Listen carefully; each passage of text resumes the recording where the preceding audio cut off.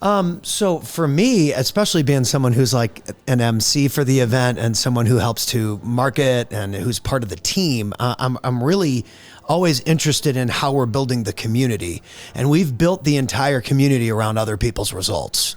And so all the banners in the room are not celebrity entrepreneurs or speakers or famous people or anything. It's success stories from within the community. And so I think that first and foremost, that's the one thing that is so different about this event than other events that I do is it is 100% focused on community members' results. Yeah. Well, I see a lot of events too. And this one is so uniquely different. It really is. It's great.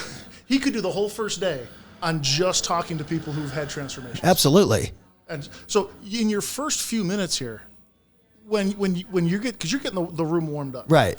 There's always that little anticipation, a little anxiety, a little what am I getting into? This group doesn't seem to have any kind of fear or hesitation. People tend to dive right in. Why do you think that is here?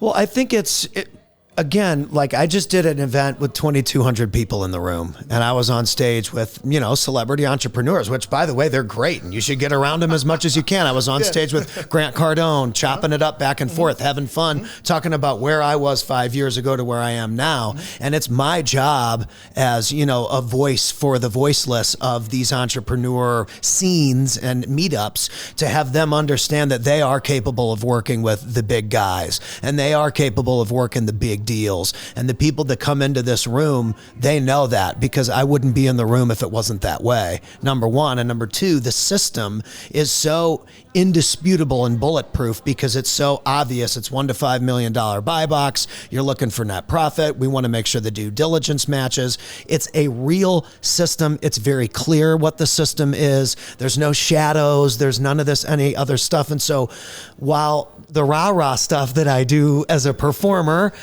works in those rooms, it's not really something that applies here. And I've picked up on that. Yeah, we still want to have fun. We still want to get people riled up, but it's more about them being comfortable with unlocking this higher level of thinking. And we want to have fun in the process and make it digestible for them in the process. But I think that we've really narrowed in on how to really communicate that in an educational, entertaining, and engaging way. And that's why the results over the last 2 years that I've been with these guys is so good. Well, there's definitely a total different emotional approach to this game. Because at most events, it's rah-rah, it's hyped and that's up, fine, yeah. This one's like silence and tears. It's chill. I felt some emotion in just the first few people that stood up and told their story. Yeah. That I don't see anywhere. Yeah, it's rare. And I think that it's because it is still an intimate group. And so there's a separation when you're trying to entertain an audience and have it be more of a show in certain aspects of my job, at least what I bring to the table, like the hype man job. That's not necessarily applicable here. Our job is to shine a light on what the student success is and what their journeys were. And a lot of the people, like myself, who came into this entrepreneur and business thing, we didn't know anything. And we were just trying to meet that one person, you know what I mean, that can just help us believe that we can unlock something bigger for our life and for our families and for our legacy. And a lot of people, this is the room for them that happens. And it's beautiful. And you've been with Kyle for a few years now. Yeah. So you've seen this event grow. And this is not an egotistical question. No. What was this event like when it first started? He said there was 10 or 20 people in the room? So the one that they had was only 20 people. They didn't even need an MC. So I wasn't even, that was the only one that I didn't do. And then I did the first Vegas one that they did, and I've been with him ever since. And I have seen people come into the room like he talks about Alex. Our buddy Alex came in with a jacket, just like all of us, trying to look presentable, and he didn't have anything in the bank account. I think he was even in debt and dealing with all kinds of other stuff. And I mean, he's got garage door opportunities that he's acquired that are going to eventually, I'm sure, provide him with 7 figures in liquid income every year. That's unbelievable. Isn't that great? And then even when they're talking about it, they've done it, they have the income, they're still just people. Right. There's no egos here. Right. And what you'll also realize, even at the biggest levels, with even, like I said, I was just with Grant.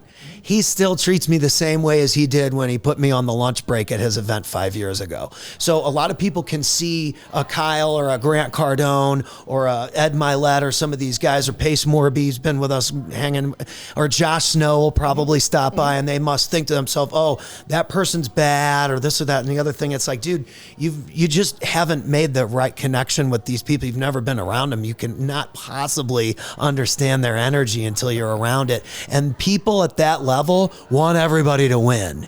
And that's part of the reason why they're continually winning all the time, because they surround themselves with people that they bring the best out of. And we spent some time this morning talking about imposter syndrome. Right. Which is also a symptom related to inertia. I mean, people tend to stay at rest until something happens to them or for them. And I find that those moments are either followed up with aha or oh no in people's life. It takes a lot to get someone to shift. This event over 3 days will do it. It will do it. And again, it's just one of those things where you have to believe. It's so cliche, man, but it's like, you got to believe in yourself. Like, what happened to people believing in themselves and make me get all emotional on this thing. But it's true. It's like, I was a lot like Kyle. Like, I was singing in bar corners 10 years ago, broke. I am getting all emotional now. I don't even care, dude. It's all good. But it's like, these rooms made me feel like I had something to give. Like, I'm worth something.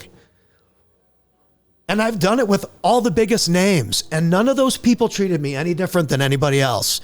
In fact, they probably treated me better, because they were like, hey, man, you got a great talent. Let's put you here. Hey, you got a great talent. Let's put you there. That worked, this worked, this worked. Stay away from that, and let's do go with it this way. And I'm always getting good direction, and I'm creating new trajectories and new conversations. And it's like, that's how you build your confidence. Sitting around thinking you don't fit in. Of course you don't fit in. You didn't even go to the room. How can you possibly move up and fit in and change your life if you're not even willing to show up? And it's like, you cannot be afraid of any of the things that come with change. If making more money, it's going to be scary. That means there's more responsibility and there's more people relying on you. Going out and working with bigger people and the bigger names and the bigger stuff and the bigger crowds and all that. Yeah, it's going to be scary, but it's like, if you're not a little bit challenged, how are you possibly going to get any better? If you're not willing to sit in the room and be the guy that's broke singing on the lunch break, how are you possibly going to be the guy with $10 million in cash flow if you're not even willing to show up in the room? I was willing to show up and do whatever I needed to do to make it. And I think people need to hear that, because it's important for them to understand they matter and they do fit in. And they keep coming back to the room. I mean, this is a split of like half already members, already implementing, already having success. This whole thing is like 50-50. So the first one we did this year in San Diego for Kyle was awesome. And I think that was really the full circle for a lot of us, to where Kyle has moved into a new phase. He's released his new, group, and it's just a whole new energy now, a new team. We've got Carlotta and Dana, and we've got him, and it's just the same foundation. We've got Jake Hargrove, and we've got Josh Wilson, and we've got Kevin, and all these people that they've been in this group for years now. And look at what they've done. Look at what Kevin's done. Yeah. Like, he's like, yeah, my next guy is, $10 million a year. And you're standing right next to that guy, and he's no fancier or better, or he thinks he's some kind of hot shot. Like, dude, he wants you to get to one. And he's still the one holding your hand from the very beginning. He still does onboarding calls for this. It's like, all of us, like, that's what the same thing about me. That's why I bring that stuff up. And it is emotional sometimes, because if this was all about money, I would have done something else with my career. But it's about impact, and it's about community building.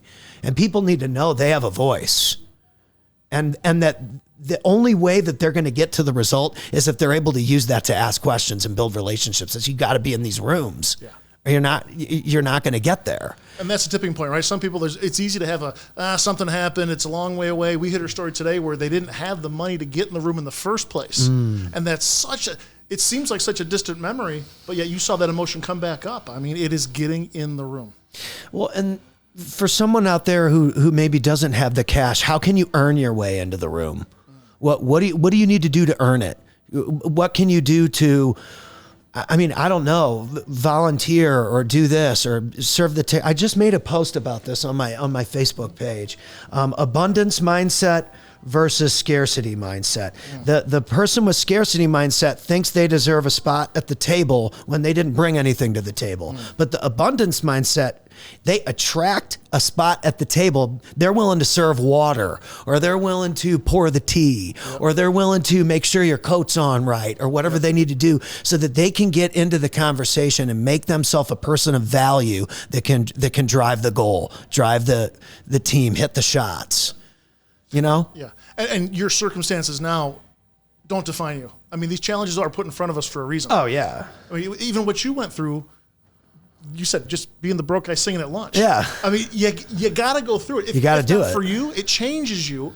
We talked about how these people haven't changed, but in some ways they have. Oh, yeah. In some ways, they're forever changed. They are changed. Anything you'll see, anyone who's really successful in business or life or personal development or whatever, they are on their own path comfortably, and therefore they don't need to necessarily, you know, everybody's got different personalities. I'm like an announcer guy, so I announce everything. That's what I do. But we know a lot of people like Kevin. That's not Kevin's personality.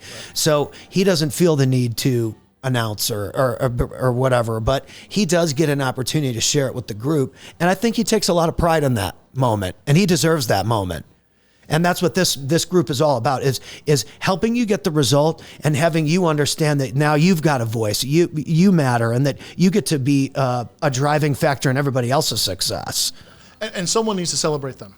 Yeah. Because they're the type of people, they won't celebrate themselves. No, they're way too humble. Kyle's the same way. Yeah. Kyle Mallien is extremely humble, and I think that's what makes him good.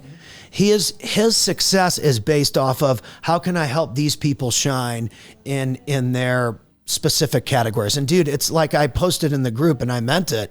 I posted that picture of me on that big, huge stage. That doesn't exist without Kyle Mallien. There's no way. He's been a monthly client of mine for 2 years.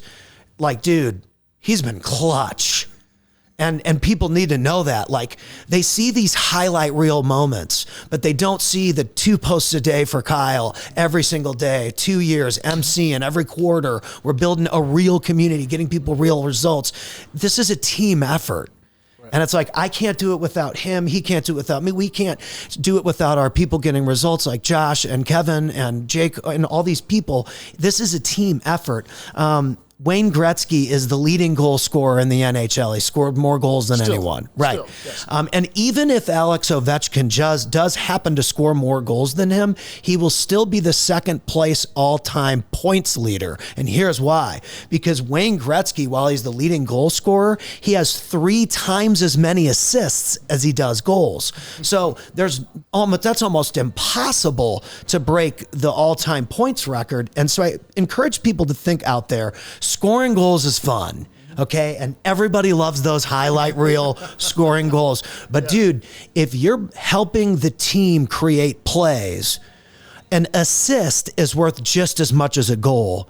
And if you can make 3 assists, get the victory and win the championship, then you're the most important player on that team.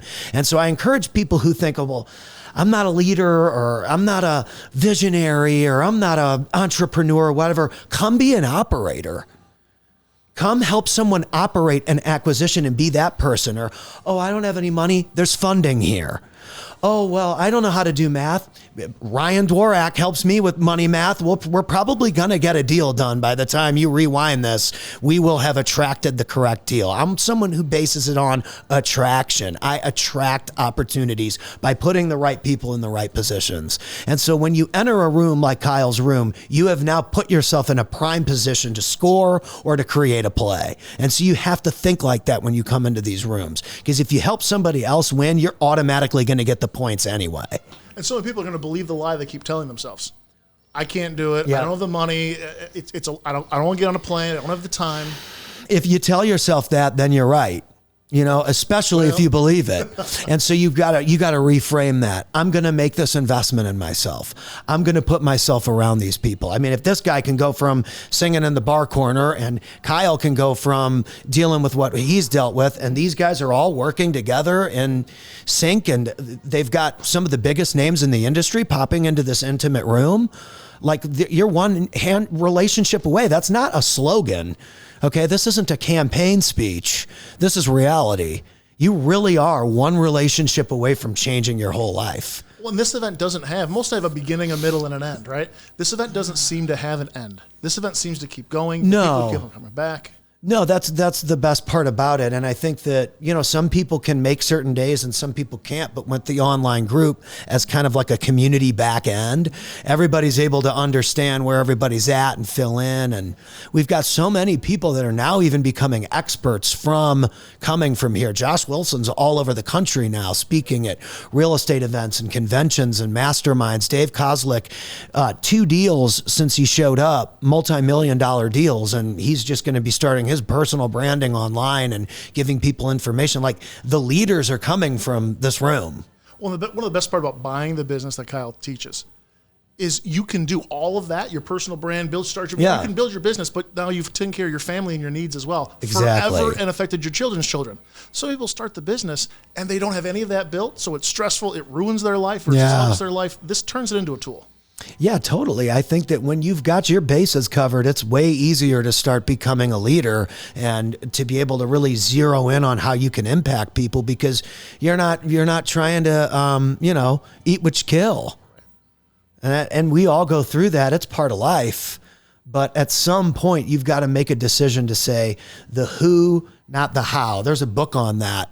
And I never read it because I understand that if you just find the who to figure out the how, then if you want to buy a company that cash flows, hundreds of thousands of dollars a year, you have to find who's going to help you do that. And I mean, Kyle's definitely at the top of the list of those options. It's one of those books where the title you don't even need to read it. The title makes all the sense. I'm like, okay, the who, not the how. I got it. I mean, I'm sure I could learn a little more from doing it, and I probably will check it out. But listen to how profound that one thing is. No wonder it's a successful book. Same guy wrote 10X is better than 2X. Or 10X is easier than 2X. Yeah. So you definitely check both those. And I'm a big 10X head. So I like that.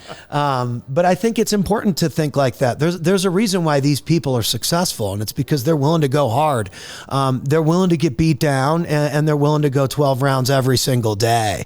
I think that's a big separator. Is you got to come in and you got to get into the community, because by yourself, you're still attacked by like those thoughts that can control your output. But when you're in a community that is starting to dictate the narrative and they're starting to push you, well, now all of a sudden you have a different level of accountability, because it's not just you anymore, throwing punches into the air. It's, we've got a regimen now. That's right. We're going to do this and that. And now your moves, you're sharpening your skills because other people are bringing you to a new level. Awesome. Anything to say to Kyle? And if you do, right in the camera. Yeah. I think that, if I could tell Kyle one thing, it's, thank you, but also let's keep the momentum, because there's so many people out there that are stuck in the rat race, or they're trying to be investors or even investing in themselves. And they don't understand that there's a whole nother market of things that are already built, that if they can learn how to step into the correct position in something that's already built, that it'll save them so much heartache with entrepreneurship and business and finances, that it can literally collapse 30 years of time into your court and into your favor by providing you the numbers up front. I think we work so hard, so long, so many decades to get those numbers. What if we had a system that could just get us those numbers up front? And we could literally figure out how to use other people's money to bring us cash flow. That's such an advanced thing that took me forever to figure out. OPM, what's that? Everyone needs to know that at 21 years old. This is how the system works. This is how you can utilize financing to create cash flow. Well, this stuff isn't taught on purpose. They don't want you to be an entrepreneur. They don't want you financially independent. they need a workforce. Yeah. And that's a whole nother episode all by itself. Yep. But talk real quick as we wrap this up. Talk about the win-win. So this is Kyle teaching you what he knows, teaching what he does. He's using it. But there's a benefit where if you don't have the money, he's going to fix that for you, even up to the point of investing in some of the deals that he finds. Well, yeah, I mean, and I'll be super upfront about this. You know, I've been hesitant to really pursue deals because I'm even nervous too. I'm the video marketing guy. I'm the social media guy. I'm the MC. Maybe I should just stay in my lane a little bit. So it's like, I get it. And I'm like part of the event. That's okay. What I realized was there were people in the room that had different strengths than me. Okay, I brought up Dvorak. Dude, this guy, Ryan, who's a member of the community, he's really, really good at the back end stuff and creating a deal structure that could work. And if we bring that deal structure to Kyle, he'll help us do the deal. So if Kyle is going to get my back and potentially hammer the correct deal with me, then, I mean, don't you think he can help you do that? And while it's not there yet, I'm starting to pre-frame it. And I never used to even pre-frame it, but now I can see the shot going in. So now I'm very confident that will happen. Just like I was confident that the lunch break thing was going to happen, or this thing was going to happen, or that I was eventually going to speak with the guy that gave me the lunch break opportunity. And people kind of laughed at that stuff for a while. And it's just like all of that stuff happened. This is the next level of evolution for me. And I know it can be for somebody else.